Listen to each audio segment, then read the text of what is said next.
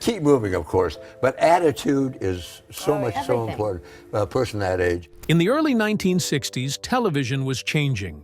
And at the center of that change was the Dick Van Dyke Show. What looked like a lighthearted sitcom was quietly redefining comedy, relationships, and what audiences were allowed to see behind the scenes. At the heart of it all were two performers whose on-screen chemistry felt unusually real. Dick Van Dyke, already a star, and Mary Tyler Moore, a relative unknown, created something electric together. Something that went beyond sharp writing and perfect timing. For decades, fans sensed there was more beneath the surface, more than just scripted romance and shared laughs. Years later, near the end of her life, Mary Tyler Moore finally spoke with a clarity she hadn't before. What she admitted would reshape how people viewed one of television's most beloved partnerships and raise questions that lingered long after the cameras stopped rolling. Too young for fame. Mary Tyler Moore was born in Brooklyn in December 1936. On the surface, she came from a perfectly ordinary middle-class Irish Catholic family, with parents who could trace their roots back to the antebellum South. But Mary was never interested in looking backward. Even as a child, her focus was fixed firmly on the future. And on a spotlight she felt destined to stand in, long before she understood how brightly it could expose her private struggles. From an early age, she knew she wanted to perform. She didn't drift into entertainment by accident. She chased it with intention. Attention came naturally to her, and she leaned into it, happily showing off whenever she had the chance. At that stage, it was simply about being seen and heard. The deeper emotional wounds that would later shape her life were still far out of sight. Brooklyn, however, was worlds away from the Hollywood glamour she dreamed of. Her parents were conservative, her upbringing structured, and the industry she longed for felt impossibly distant. That changed when her uncle noticed her natural spark and persuaded the family to move west. Los Angeles became her new home, and Mary wasted no time. She finished high school and immediately began knocking on the doors of show business. Doors that would eventually lead not just to fame, but to intense public scrutiny. Her first role may have sounded small, but it was anything but insignificant. Mary made her screen debut as a tiny dancing elf named Happy Hot Point, appearing in television commercials during the adventures of Ozzie and Harriet. It wasn't a starring role, but it paid extremely well and offered her a taste of success most young performers only dreamed about. For 5 days of work, she earned $6,000, an amount equivalent to more than $70,000 today. That early win gave her confidence, maybe even a sense of security that turned out to be premature. The money came fast, and it went just as quickly. And work wasn't the only major life change that arrived right after high school. At just 18 years old, Mary married her neighbor, Richard Meeker, a man 10 years her senior. The decision raised eyebrows, but it made sense to her at the time. Her home life had been tense and unstable, and marriage felt like an escape route, a way out of an environment she experienced as controlling and emotionally difficult. Independence mattered deeply to her, and becoming a wife seemed like the quickest path to it. Meeker wasn't an actor or part of Hollywood at all. He worked as a cranberry juice salesman, and in the beginning, the marriage appeared happy enough. But the timing couldn't have been worse. Just 6 weeks after the wedding, Mary discovered she was pregnant. As her pregnancy became harder to hide, the Hot Point executives made a clean decision. She was let go. Suddenly, the promising career she had barely begun was put on pause. Mary gave birth to her son, Richard Carlton Meeker Jr., known as Richie, and shifted her focus to motherhood. But starting a family didn't fix the cracks in her marriage. By 1962, the relationship had fallen apart, and the couple divorced. Mary handled the separation with strength, but her son struggled deeply. Born just a year into the marriage, Richie found the changes overwhelming. He had trouble in school and eventually spent more time living with Mary's mother, a sign of how unsettled life had become for him. Once her son was born, Mary was determined to reclaim her career. She took whatever work she could find, including anonymous modeling jobs for album covers and auditions for television roles. One notable rejection came from The Danny Thomas Show, where she was famously told she didn't get the part because her nose was too small to play the star's daughter. Even so, she stayed on Danny Thomas's radar. Between the late 1950s and early 1960s, she quietly built her resume with uncredited roles. Ironically, the job that finally gave her momentum showed only her legs. She played a glamorous receptionist on Richard Diamond, Private Detective, never revealing her face on screen. But the role made an impression. That impression mattered. Danny Thomas, who had once passed on her, now believed in her talent enough to recommend her personally for a new project produced by Carl Reiner. Mary Tyler Moore was about to step into the role of Laura, a part that would change her life and television history forever. The breakout performance. Nobody predicted. Danny Thomas was the one who ultimately recommended Mary Tyler Moore for the role of Laura Petrie on Carl Reiner's new sitcom, The Dick Van Dyke Show, a series that would soon become a cultural landmark. With more than 60 actresses fighting for the chance to audition, it seemed like an obvious opportunity. But surprisingly, Moore wasn't immediately sold. She felt indifferent about the role and only agreed to attend the audition because her agent insisted. Everything changed the moment she read the script. Once Moore understood who Laura Petrie really was, she wanted the part badly. There was just one problem.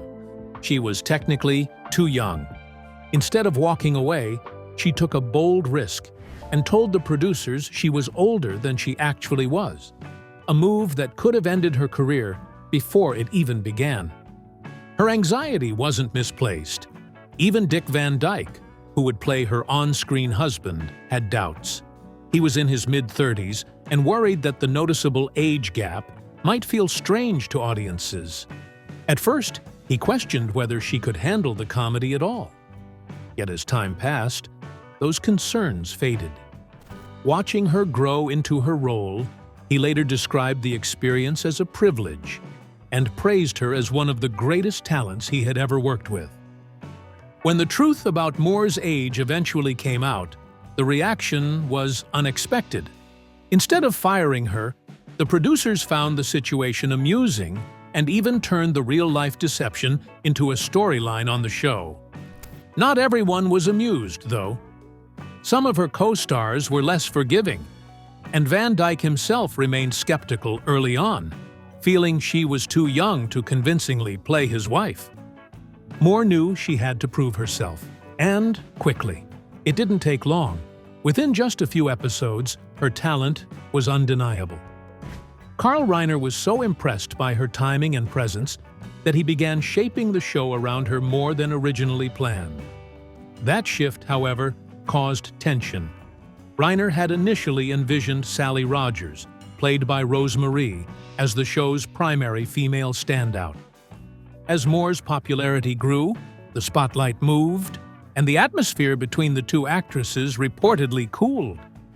Behind the scenes, Moore was dealing with personal upheaval of her own. Her divorce from Richard Meeker quietly made its way into the series when the writers changed Laura Petrie's maiden name after the split. It was another example of how her real life and on-screen world seemed to blur together. Despite early doubts and that risky lie, Van Dyke eventually developed a deep fondness for Moore. Their chemistry was so convincing that audiences became certain they were a real-life couple. While that wasn't true, There was genuine affection between them. Moore later acknowledged having an early crush on her co-star, though their bond evolved into something more familial than romantic. What Moore truly gained from the show was the love of the audience. Without trying to, she became a cultural force. Her portrayal of Laura Petrie subtly challenged expectations, especially through something as simple as wardrobe. While television wives of the era were almost always shown in dresses, Moore appeared in capri pants. The look caused immediate controversy, but it also sparked a fashion movement and signaled a shift in how women could be represented on screen. The resistance was real. Sponsors and executives initially wanted Laura to resemble the traditional TV housewife, complete with dresses and aprons. Moore pushed back, insisting that a modern woman wouldn't dress that way at home. When she finally gained enough influence to stand her ground, the sponsors worried the fitted pants were too revealing. They closely monitored how the wardrobe fit, obsessing over appearances in ways that now seem absurd. Ironically, those same sponsors played a role in a far more damaging habit. Kent Cigarettes, one of the show's major backers, supplied free cartons to the cast. Moore, despite claiming she had quit smoking, fell back into the habit heavily during this period. Another hidden struggle unfolding behind her bright on-screen image. While viewers speculated endlessly about her relationship with Van Dyke, Moore's real romantic future was taking shape elsewhere. It was on the set of the Dick Van Dyke Show that she met television executive Grant Tinker.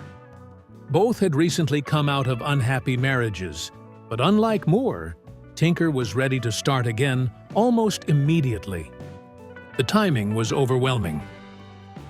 On the very day news of Moore's divorce became public, Tinker asked her out. She refused, needing time to recover and find her footing. That didn't stop him. He continued to pursue her with relentless determination, offering spontaneous getaways and refusing to take no as a final answer. Just a month after they met, Tinker arranged for Moore to travel to New York under the guise of promoting the show. In reality, he was determined to win her over. Whatever happened on that trip worked. Moore later described it as an instant, powerful connection. Something rare and undeniable. They married in 1962, right as the Dick Van Dyke Show was exploding in popularity.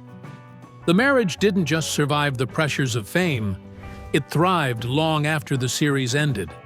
In the end, Grant Tinker proved to be more than a romantic partner.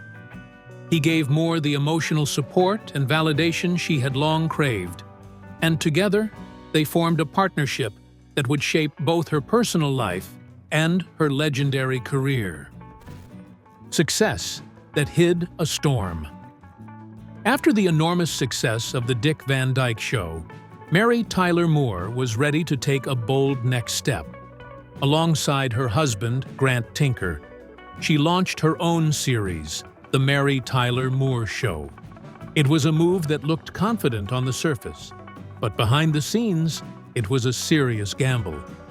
Early test screenings were discouraging. Viewers didn't quite know what to make of the show. Many were confused by the premise and kept asking the same questions. Where was her husband? And why wasn't she trying to find one? At the time, a television series centered on a single woman who cared more about her career than marriage was something audiences weren't used to seeing. What would later feel empowering initially felt unsettling. Mary eventually realized just how deeply the character of Mary Richards resonated with viewers. Over time, fans told her the show gave them something they didn't even know they needed: permission. Permission to be single, to stay home on a Saturday night, and to stop measuring their worth by whether or not they had a partner. If Mary Richards was okay living that life, then they felt okay too. Another quiet revolution of the show was its idea of family.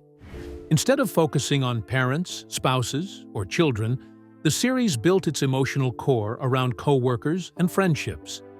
Mary often explained that the show proved family doesn't have to be defined by blood. Sometimes, it's the people who show up for you every day who matter most. Despite the growing fame, Mary never pretended success solved everything. She was clear-eyed about the limits of stardom. Achievements didn't bring peace of mind, she believed. That kind of fulfillment only came with time, maturity, and real love. Professionally, the show became everything she had hoped for and more.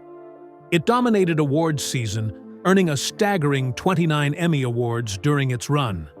Mary herself won 3 Emmys for lead actress, along with an Actress of the Year honor, and remained a constant nominee even in years she didn't win. Her influence stretched far beyond her own series, opening doors for future shows centered on strong, complex women. Candice Bergen would later acknowledge that Murphy Brown simply wouldn't have existed without Mary Richards clearing the path first. After 7 highly successful seasons, the creators made the difficult decision to end the show while it was still at its peak. It was the right call creatively, but emotionally, it was painful. The cast and crew loved the work, and Mary, who adored every part of the process, was one of the last to accept that it was time to say goodbye. The final episode delivered exactly the farewell fans hoped for. Familiar faces returned, emotions ran high, and the cast shared one last group hug and song. Then came the twist that only this show could pull off. The network fired nearly everyone, except the incompetent anchor, Ted Baxter. Even Mary Richards lost her job. By the end of the taping, the studio audience, the cast, and the crew were in tears. After 7 years, these characters felt like family to millions of viewers. The finale didn't just end a series, it set the standard for how to say goodbye. In 1977, the show came to an end, closing one of the most celebrated chapters in television history. On the outside, Mary appeared poised to move forward into film and new opportunities. But privately, her life was beginning to unravel. The following year brought devastating loss. Mary's younger sister died at just 21 years old after an overdose involving alcohol and pills. Rumors quickly spread, and the death was eventually ruled a suicide, though Mary always maintained it was a tragic accident. The grief was overwhelming. At the same time, her marriage to Grant Tinker was quietly falling apart. Publicly, they were seen as a power couple. Privately, the relationship swung between warmth and hostility. In her memoir, Mary admitted she felt deeply unfulfilled. Both she and Grant were consumed by their careers, rarely spending time together, and when they did, arguments were common. One night in 1973, after a particularly intense fight, Grant told her they should separate, saying the marriage had become toxic. The moment shattered her. She later described collapsing emotionally in a way she had never allowed herself to do before. They briefly reconciled to keep the show running smoothly, but the relationship became unstable, marked by repeated separations and reunions. Eventually, both sought comfort elsewhere. When Mary came home one Christmas, it became clear they had moved on at the same time without ever saying it out loud. She accepted that while they would always care for each other, the marriage itself was over.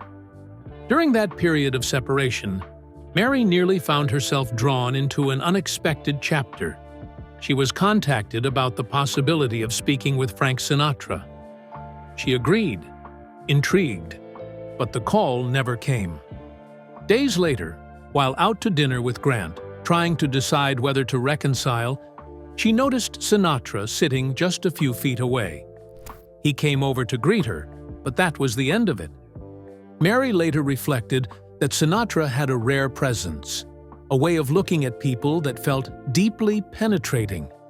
She once joked that the only other person who ever looked at her the same way was Pope John Paul II.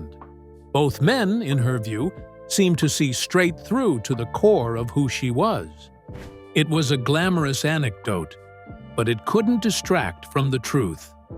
Another marriage had ended, and far greater challenges were already forming on the horizon. The breaking point of an icon. By 1980, Mary Tyler Moore had reached the darkest chapter of her life. Her long, turbulent marriage to Grant Tinker was finally ending for good. And as the divorce papers were being prepared, a far greater tragedy struck, one that made every marital struggle seem insignificant by comparison. Just before dawn on October 15th, the phone rang. It was Grant. He wasn't calling to argue or to reconcile. He was calling with news that would permanently fracture her world. Their only child, Richie, was dead. In a matter of seconds, Mary learned that the son she loved more than anything was gone. Richie had struggled for much of his life, but this time the outcome was final. According to reports, he had been in his bedroom talking with a roommate while handling a shotgun. As he attempted to load it, the weapon discharged. The shock was instant and fatal. In the confusion that followed, authorities initially questioned whether the death was an accident or a suicide, though those closest to him insisted it was a tragic mistake. Mary later wrote that an investigation by the Los Angeles County coroner ultimately confirmed what she believed to be true, that Richie's death was accidental. He had been a gun collector and kept several firearms mounted on his bedroom wall. The weapon involved, a model known as the Snake Charmer, was later pulled from the market due to its dangerously sensitive trigger. The loss forced Mary into a painful reckoning. Standing by the Owens River in California as she scattered her son's ashes, she was overwhelmed by regret. Looking back, she felt she had prioritized fame and work over motherhood. In her grief, she admitted that by the time Richie was very young, she believed she had already failed him. All she could do in that moment was plead with the universe to take care of him. The timing made the tragedy almost unbearable. Mary had just completed filming Ordinary People, a film in which she portrayed a grieving mother who loses her son. Life had mirrored art in the cruelest possible way. The role earned her an Academy Award nomination, but the recognition offered little comfort. During filming, co-star Timothy Hutton later recalled that she had been distant and emotionally guarded, an approach she used to access the character's pain. In real life, however, Mary's response to her loss was anything but cold. She unraveled. In the years that followed, her grief manifested in restless motion. Throughout the early 1980s, she was frequently photographed on the social scene, dating a string of high-profile men. She was linked to Steve Martin, Warren Beatty, and director Michael Lindsay Hogg. But while the tabloids focused on Hollywood names, a quieter, far more important connection was forming elsewhere. In 1982, Mary met Dr. Robert Levine, a cardiologist nearly 20 years her junior. Their meeting was almost accidental. Levine had come to check on Mary's mother, who had fallen ill shortly after returning from a trip to the Vatican. But during that visit, it became clear that Mary herself was the one in need of care. They connected immediately. This time, Mary wanted permanence. The age difference raised eyebrows, but it didn't matter to either of them. They married in November 1983. Levine brought stability, warmth, and a sense of renewal into her life. In every sense, he was good for her heart. With his support, Mary finally confronted a truth she had hidden for decades. Alcohol had been a constant presence throughout her life, rooted in childhood trauma. Her mother had struggled with severe alcoholism, and her father had been emotionally distant. Those wounds followed her into adulthood, and she used drinking to numb stress and pain, even as her career soared. After marrying Levine, she made a decisive change. She entered the Betty Ford Center and committed herself to sobriety. She later credited her husband as the steady anchor that made recovery possible. Once sober, she tackled another long-standing addiction: smoking. After years of consuming multiple packs a day, she finally quit, though the damage to her health had already been done. Mary had been diagnosed with type 1 diabetes in 1969 at age 33. Doctors discovered it while she was hospitalized after a miscarriage, just 1 year before The Mary Tyler Moore Show debuted. At the time, her blood sugar levels were dangerously high, and treatment options were far more limited than they are today. Managing the disease while privately battling addiction placed enormous strain on her body. She lived with diabetes for the rest of her life and became a leading advocate for research and awareness. Publicly, she remained strong. Privately, the disease was steadily taking her eyesight. By 1989, she required eye surgery to continue working, but her vision continued to deteriorate over time. Her health challenges compounded. In 2011, she underwent surgery to remove a benign brain tumor. Heart and kidney complications followed, forcing her to dramatically slow down her life.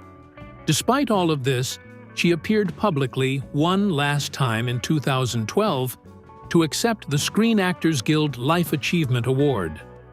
On television, she looked poised and grateful.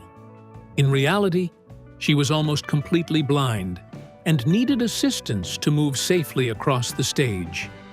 It was a truth she had quietly lived with for decades. By 2014, those close to her acknowledged that her health was rapidly declining. Diabetes-related complications, combined with heart and kidney disease, had left her nearly unable to see. Simple daily tasks became difficult, even dangerous. For a woman who had once danced through life with effortless physical grace, the loss was devastating. Mary Tyler Moore died in January 2017 at the age of 80.